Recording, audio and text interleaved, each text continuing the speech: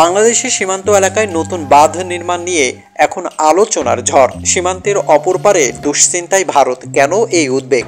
আজকের ভিডিওতে জানুন সম্পূর্ণ বিশ্লেষণ। বাংলাদেশের বিভিন্ন সীমান্তবর্তী জেলায় বিশেষ করে নদী ভাঙ্গন প্রবণ এলাকাগুলোতে বাঁধ নির্মাণ চলছে।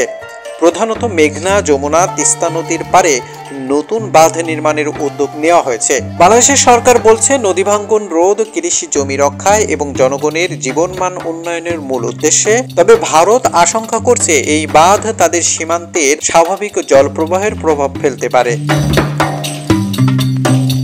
ভারতের কিছু সীমান্তবর্তী রাজ্য থেকে অভিযোগ আসছে তাদের কারণে নদীর গতিপথ পরিবর্তন হতে পারে, যা চাষাবাদ এবং পানির প্রবাহে সমস্যা তৈরি হতে পারে। সীমান্ত নদী ব্যবস্থাপনা ও জলপ্রবাহ সংক্রান্ত বিষয় নিয়ে দুই দেশের মধ্যে আলোচনা শুরু হয়েছে। এখন দেখা যাক এই বাঁধ প্রকল্পের সমঝোতা কোনো পথ খোলা থাকে কিনা। বাংলাদেশের বাঁধ নির্মাণ কি নিজের ভূখণ্ড রক্ষার ন্যায্য পদক্ষেপ, নাকি প্রতিবেশী দেশের নতুন সংকট ইঙ্গিত? আপনার মতামত জানাতে ভুলবেন না। ভিডিওটি ভালো লাগলে লাইক ও সাবস্ক্রাইব করুন।